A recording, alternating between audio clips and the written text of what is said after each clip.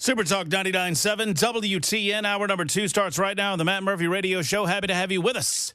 It is 8 minutes after 4 o'clock and a good afternoon. Looks like a cold, albeit, nice enough. I mean, it's a wintertime day out there as the sun slowly sets in the west. It'll be night before you know it. And conditions not quite as cold as they've been over the last several days. Did I see this properly? I was not doing as I should have and listening to Ken Weaver's newscast moments ago.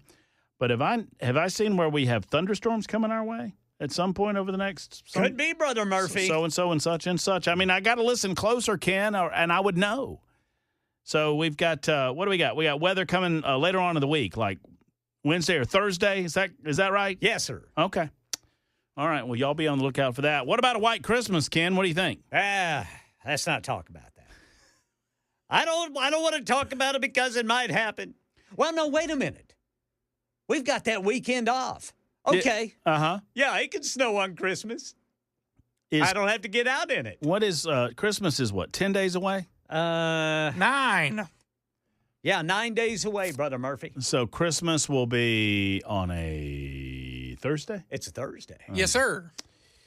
All right, let's go ahead and look. Oh, no, right now, as I'm looking at the long-range forecast, according to the National Weather Service for Nashville, Tennessee, it looks like no. Ken, you're good. Not going to happen. Not going to happen. 68 the high, 56 the low next Thursday. Not this Thursday, but next Thursday. That would be Christmas Day. That is a suntan in Christmas. That is a man back in Thompson, Georgia. THOMSON, no P in Thompson. It would regularly be 72 degrees on Christmas Day. I remember it like it was more 72 than 32 on Christmas Day. It was kind of a downer. It snowed a couple times here in my life. In your lifetime, so in the last 10 years, 15 years. Well, I mean, if I said your lifetime, we'd go back to the founding of America and when it snowed in Thompson, Georgia. So THOMSON, no P in Thompson. A little easier to backtrack for me. I like this is your thing now. That you're just old? This is your thing, that I'm old. And I'm frankly a little surprised that you're hitching your horse to this rickety-ass wagon that could fall apart at any second. Well, you're not even old. Just trying to get in the wheel.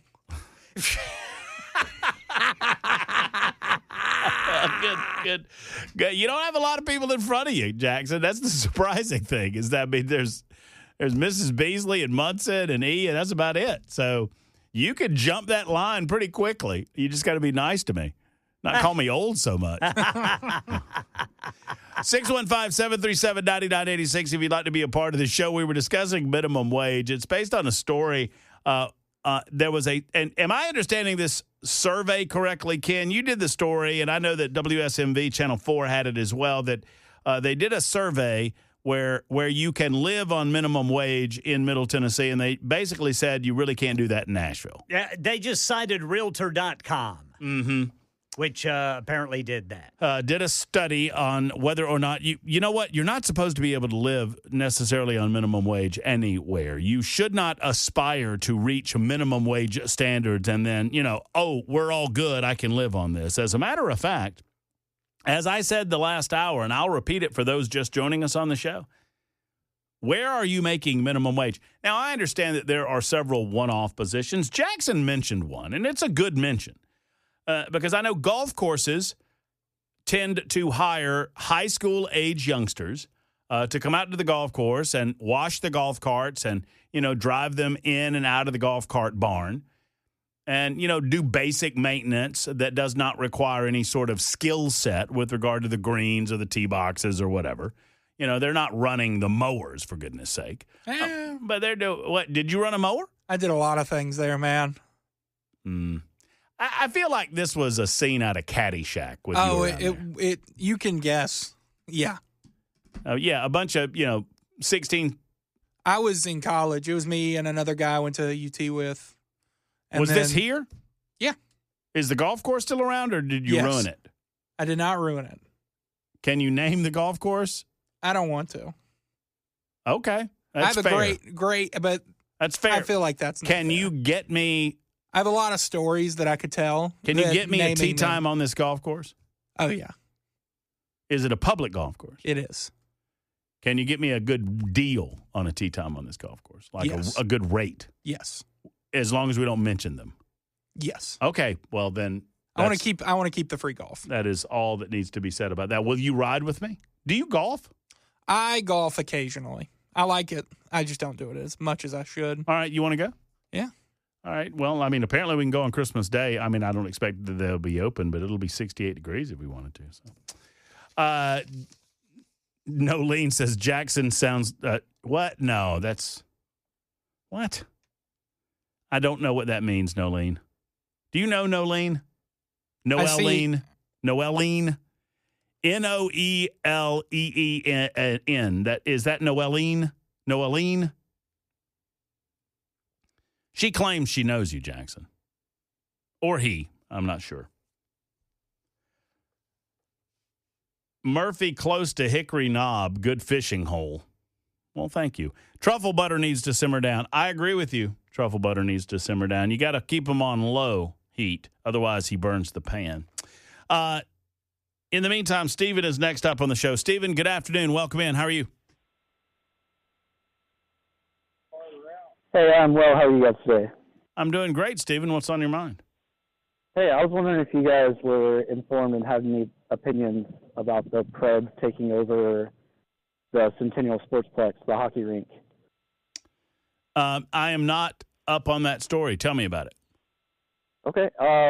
So in October, they had a little town hall at the Parks Board, and basically it was Sean Avery from the Preds, and he was trying to get feedback from the public, and most of it was a little skeptical, to say the least. And it looks like last week or so they had pushed through, the Parks Board had given approval and had a vote, and the next stop is probably the City Council, where most people at the Sportsplex are assuming it's just a done deal at this point. So I know it's been picked up by the Tennessean. We have some friendlies over there. Where is the Sportsplex, Stephen? It's downtown off 25th Avenue. Okay. It's a Metro Nashville-owned park. I believe the land was actually donated by one of the historical families, maybe the Frist or something like that. And the Predators want the property for what? For practice?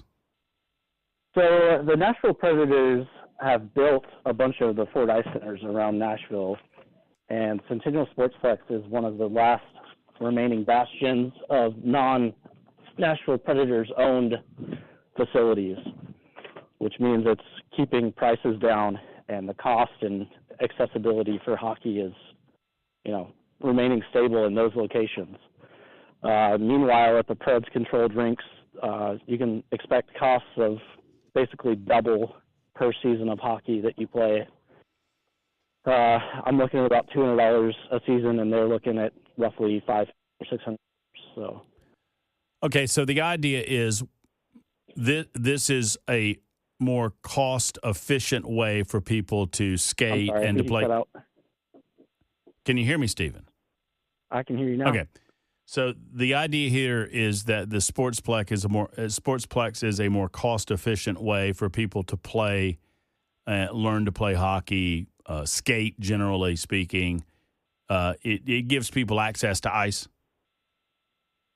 Yes, sir. So the Sportsplex is housing everything from public skate to figure skating to new kids programs for, elementary through high school kids. There's high school hockey, there's travel hockey programs, and then so they're planning on voting on this tonight? I don't think it's tonight, but I believe that it has passed the park board with a unanimous approval vote, and that it moves to the city council next.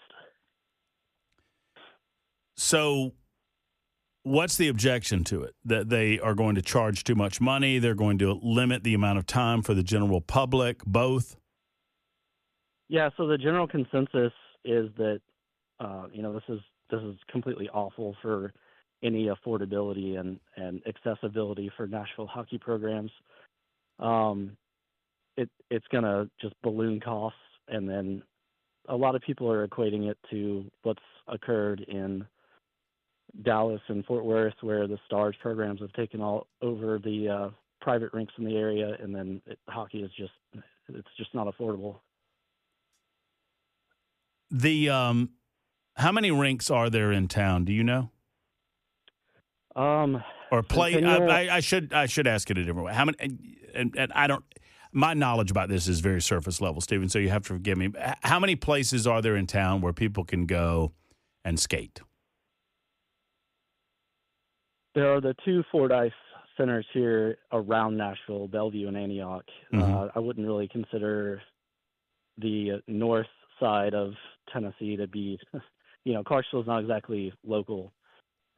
That's fair. But besides that, the only other two places are Centennial and then another rink in Nolensville. So Nolensville, Centennial, and then the two Ford places. So the 4 total. And you're saying that the Preds have ownership or at least leasing control over 2 of them right now? Yes, sir. And they want to take over Centennial? Yes, sir. And you're against that? Yes, sir. Okay. And you're against that because of you believe that they're going to go up on price? Yes, sir. I was at the meeting October 30th or 31st, and it was basically there's nothing in place that would freeze pricing or keep it affordable. And basically what they were looking at was to freeze pricing for 3 years, and they were trying to promise that all existing programs, legacy programs at Centennial would stay, right? They'd still have right of first refusal. But after that, after the 3 years, they're going to adjust prices to what they would consider a market rate. Yeah, I'm looking at the Tennessean article, and I understand that this is kind of a limited scope discussion, but obviously it's important to you, Stephen, and I want to present it to the people that listen to the show. Maybe they're not aware of it. This says the Predators operate 4 of the 6 publicly available sheets of ice in Davidson County. And if the Sportsplex proposal passes, they will operate all 6 until 2049. I have a tendency to be against anything that's monopolistic, and this feels like it's a little monopolistic. So I don't understand why. What is the city's benefit in doing this? You're saying that the city currently operates the Centennial Sportsplex? Yes, sir. It is a Metro Nashville park. And I would assume that their position on it is that this would free up money, that this would the Predators would pay for the upkeep and all of that. Correct. Their argument was that Centennial Sportsplex needs a couple $1 million in general maintenance and upkeep, which I understand there are some capital projects that are likely to come due, but, Metro Nashville is really good about allocating money when they need to. Not any time before that, but only when they need to. Well, I have a tendency to agree with you that, why are the Predators after this property? Do they are they specifically trying to create a monopoly or what? I don't know if it's their direct intention to create a monopoly, but it certainly does so. The expressed ideal to us at the meeting was that they're looking to take over ownership or at least operation of the ice rinks at Centennial, and to build onto their private areas of the rink for locker rooms and practice facilities for the Nashville Predators and their visiting teams. It basically seems like their ego was bruised when some social media posts were made by visiting teams that were not so gracious towards the NHL team that resides here in Nashville. Yeah, so there's a lot of people that they're saying that there's one in Brentwood behind this Cool Springs Mall. I don't know anything about this, so I could be sounding like an idiot here, but do you know of one in Brentwood behind the Cool Springs Mall? As far as I'm aware, Southern Ice A-Game Sports is no longer there. I grew up in Nashville. I played there when I played, under 18 hockey. But as far as I'm aware, that's all volleyball courts and recreational facility. Well, what is the takeaway in the minute or so that we have left? I mean, what do you want folks to know that may be not familiar with this story? Are you encouraging people to voice their opinion that we don't need the Predators to take over the Centennial Sportsplex?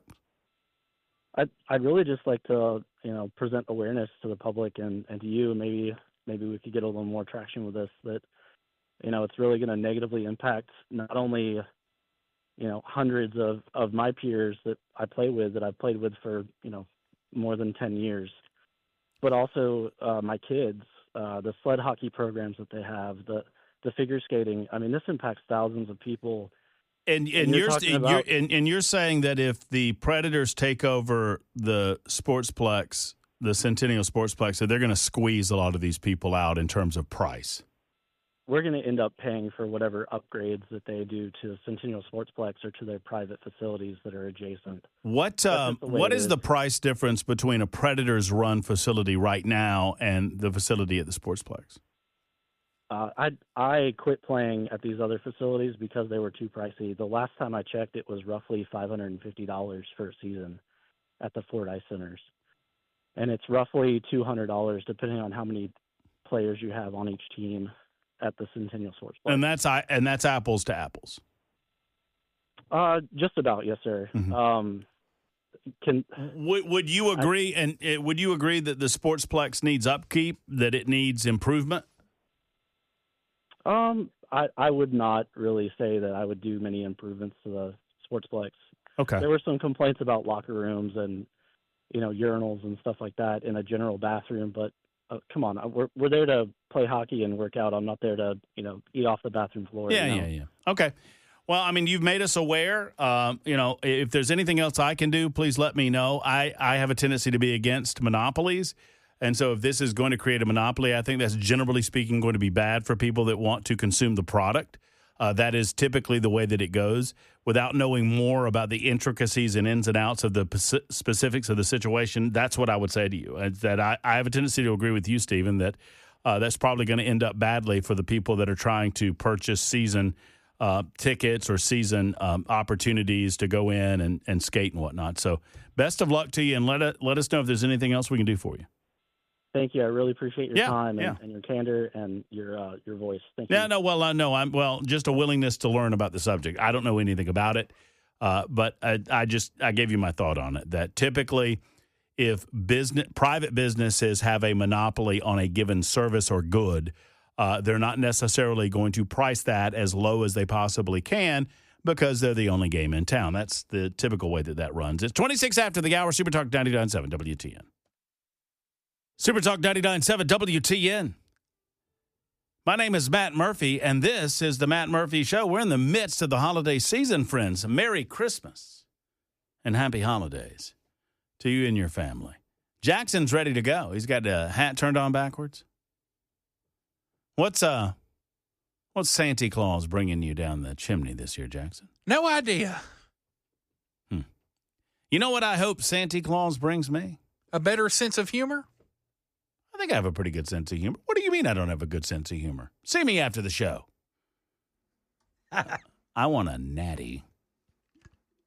Me too. Well, Ken wants a natty too. I hope Ken gets his Christmas wish, and I hope you're left in the cold. What? What? I would rather stick a fork in my eyes than watch Georgia win another national championship. What about the Oklahoma Boomer? What about all that? What's going to happen when they're doing all that with the things that they've earned it? Earned it? Yeah, their coach left them. Well, I've been there. Their defense earned it. Yeah, I saw somebody described Oklahoma as ugly, like a Komodo dragon. But if they get a hold of you, look out. That's pretty good. Oh, your coach has that look to him, too. Your coach, and I say this in love because my guy's fluffy, okay? I understand that. I don't know about that. But your coach has a reptilian look to him. Yeah. Old Venables. Yeah. He's just lean, leathery. Got a lean and leathery look over there, Ken. He's got big, sharp teeth. Oh, man, fangs. Arr, stick them in you. Yeah. What about this Friday night, Ken? We're gonna do a Ken, are you leaving early Friday? Nope. Good for you, Weaver. Doesn't the game start like 7:00? It does. Ooh. We'll have pregame on the TV. Yeah. We might have to work late, Ken. Might be some weather. You never know. Oh, goodness. That's going to be fun. That can't happen. Vols are playing at 6 tonight. That's easy. You better not. Basketball. I'm watching you. Big game. You better not. What big game? They're playing Louisville. You're lying. See, y'all, I try not to lie on this radio show. And sadly, Jackson Williams, a.k.a. Y2J, a.k.a. Lion Jackson, he's now lying to the general public of the Matt Murphy Show and Super Talk. So let me just clear the air and tell you the truth. There is no basketball that happens before January. Everybody knows that. The basketball season starts in January. No, the basketball season starts when the football season ends, and our football season ended early. Not yet, Brother Jackson. You got a bowl game coming up that I might get you into. You never know. We got to talk to Jack Johnson, who's coming up at 5 o'clock, see if he's got any connections over there. Because I've run out of connections. Jack, if you're listening, I'm going to hit you up for Music City Bowl tickets. I just try to be honest. Yeah, just go at it with an honest hand. Just with an honest attitude. Just be as clear as humanly possible. We are going to try to smooth. I promised Jackson I would get him into the game. Yes, I know that I could pay for it. No, I don't want to. You're coming with fair? me? Is that yeah? I know. I agreed to do that, which is probably a mistake, but I am going to need somebody to help me move the next week. So I figure. It's a good way to. And maybe we could be like the Pavia brothers.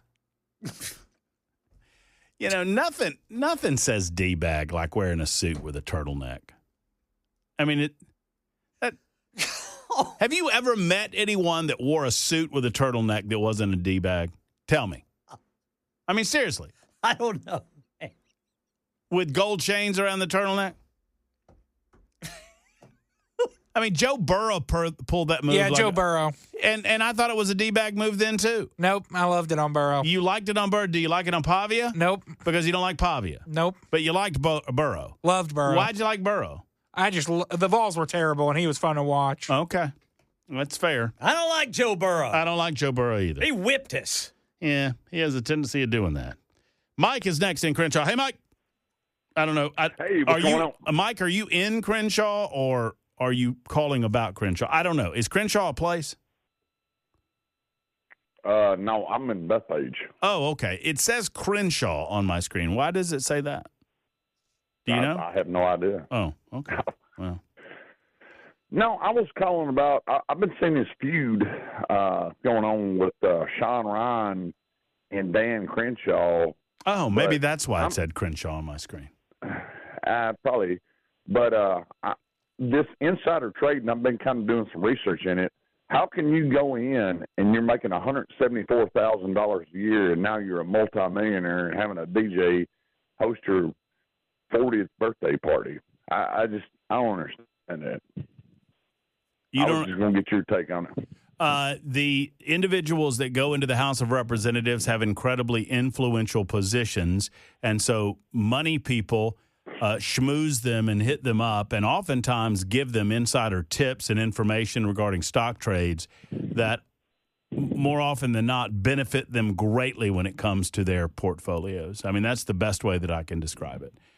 Sadly, middle-class Americans who go up with the best of intentions come out of there as multi-gajillionaires because, they have the benefits of being in the elitist company of the rest of the House of Representatives. Yeah, I mean, that's pretty much what I was thinking. So I was just like, man, this is crazy. But I've been watching this for the past 2 or 3 days, like on YouTube and everything, and they're just going at it. But going at it about what? I guess Crenshaw put like some kind of indictment on Sean Ryan or not an indictment or something other, like defamation or something. And I'm like, man, I don't agree with that, because I retired out of the military. I did 24 years, and it just kind of chapped my butt. So. Okay. So, I mean, what can I do for you, Mike? Well, I mean, I'm not trying to be short. I know that Dan Crenshaw is a representative out of Texas. The people of Texas vote him into office, and if they see fit, they'll vote him out of office. I know Sean Ryan as much as I've watched some of his podcast segments, and he seems like a decent enough fella. I don't know anything about the feud between those two. I think you pretty much answered the question. You know, for me, you know, when they come in there, they I don't know if it's lobbyists or whatever. They just, you know, they get this money. You know, just get this money coming in, and they lose their mind. So. Here's what my proposal is, and you're going to like half of it, and you're going to not like half of it. You ready? Yeah, go for it. My proposal is that we raise congressional salary to $250,000 per year from the $174,000 it currently is. That's the part you're not going to like. Raise congressional salary to $250,000, $250,000 a year, and simultaneous to that pay raise, prevent any and all transactions within the stock market during the time that people are members of the House of Representatives or in any federal elected office. I agree with you 100% on both of them. Yeah, just give them a pay raise and say this is consistent with the idea that you're not going to be able to make money otherwise, and then prevent them from having any sort of stock trading opportunity whatsoever. And I don't want to hear about blind trust. I don't want to hear about the rest of it. I would eliminate all of it. And if you're going to act as a public servant, act as a public servant. We'll try to pay you consistent with your service. And then you can trade stocks when you leave office. Yeah. I agree with you 100%. Well, there you go. You guys have a Merry Christmas, and keep Ken straight, pull his beard. And, hey, Sean Ryan, if you're listening, you live right down the road. Merry Christmas, brother. Rock hey, Sean, Merry Christmas to you. Thank you, Mike. Merry Christmas to you as well. Ken, you got a big Merry Christmas back there. Thank you, brother. Is Sean local? I did not know. Oh, is he? Okay. Yeah. Well, there's a lot of local people around. A lot of local podcasts. There's a whole bunch of them. There's a bait of them. And all of them should be coming on this radio show. Yes, sir. I mean, do I have to beg, borrow, and steal to get them on here? Come on, y'all. Get on this radio show. No, that's what you have to do for Music City Bowl tickets. We'll do our best. I don't know anything about the feud. I know that Dan Crenshaw is a little bit of a war hawk. I know that I don't study Dan Crenshaw as perhaps carefully as I should. I just don't have time for it. So I don't get into any of this internet garbage with podcasters and quote-unquote influencers. I mean, if y'all, no offense to Mike's call, I understand the nature of his call, and he's confused about how a politician can walk into office in a middle-class fashion and walk out of office as a multimillionaire. All I can tell you is what I just told Mike.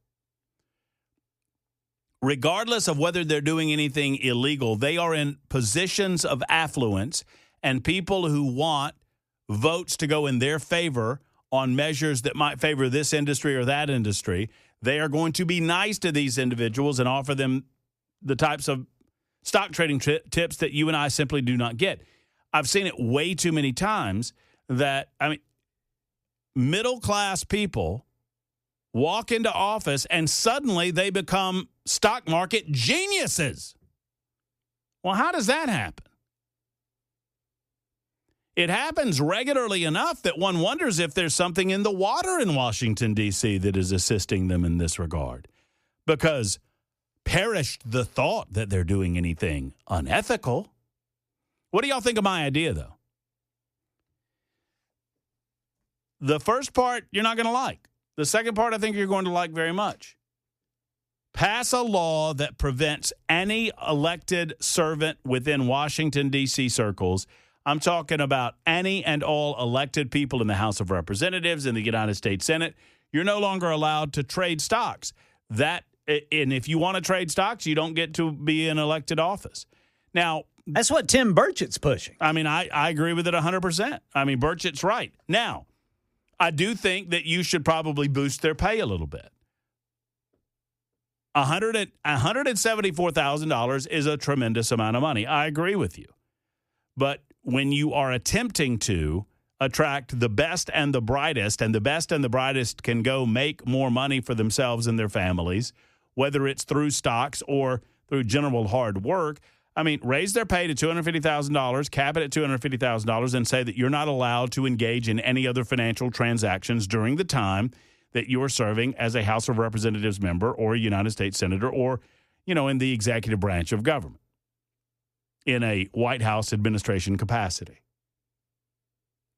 That prevents any possibility of a conflict of interest, or at least it limits any possibility of a conflict of interest. Your thoughts? 615-737-9986. It is 4:50 on Super Talk 99.7 WTN. Great song. Great song. Everybody dance. No to spouses. Spouses can't trade either. That's a good song there, Jackson. You actually did good work there. Congratulations. The late, great Tom Petty. Super Talk 99.7 WTN. Matt Murphy, Ken Weaver, Jackson Williams, and you. 56 after the hour. Back to your calls momentarily. No, many of you are saying, what about spouses? No, spouses aren't included. Spouses have to be included because obviously that's related. Now, extended family members, you're not going to be able to get that done. But there would be obviously provisions that would prevent anyone within the House of Representatives from offering insider tips to family members as well. That could get you thrown in jail. $250,000 cap, no other financial endeavors, must be. I like this idea too. 0324 says must be present to vote on all bills and spend significant time in representing the area. 100%. And eliminate. I would actually put in a provision where voting present or refusing to vote on any piece of legislation would result in immediate flogging. No flogging? Okay, then you have to be removed from office. I hate it when people vote present, not voting. Like, you have one job to go make decisions about legislation. Go make decisions about legislation. What are you people doing? How about they can't leave until the budget is balanced? I like that, too. Just stay there and do it. Like you're electing a pope. Show some smoke coming out of the Capitol when you're done. Good gracious. Eric says under your plan, you just end up with a bunch of spouses of elected officials that are trading experts like Paul Pelosi. Truthfully, the trading ban would need to extend to at least immediate family, but not further. But I don't know how you do that constitutionally. I mean, you just do it. If you choose to run for elected office, you and your spouse, and, once again, you're probably not going to get away with immediate family, but then you create provisions by which they're not allowed to. And insider trading is supposed to be illegal anyway. Bill might have some thoughts on this. Hey, Bill. Oh, good evening. Yes, as an aside to your mercurochrome, there was also methylate, and if you were really bad, there was iodine. But iodine. I remember that. Absolutely, especially on chiggers, and they get into some interesting places. But, yes, they do. So if you want to capitalize on the insider trading, there are, believe it or not, some ETFs that you can follow. One follows buying patterns of Democratic representatives. I think that's called NANC, and there's also one that follows the buying patterns of Republicans. And I believe that to be NEWT, but it's easily Googled, and you can find them. Last month, I think the Democratic one was up like 79% over the year, and the Republicans they weren't doing well. They were only like 40% up. I love the way you're thinking, Bill, and we're going to continue this thought process with our friend, Senate Majority Leader Jack Johnson, coming up in mere moments. Perhaps he can lend some thoughts on what, if anything, you could do to limit the ability to stock trade while giving them a little bit of a raise. We'll also go over what the successes were in the General Assembly in the state of Tennessee in 2025 and great business news. Coming up next.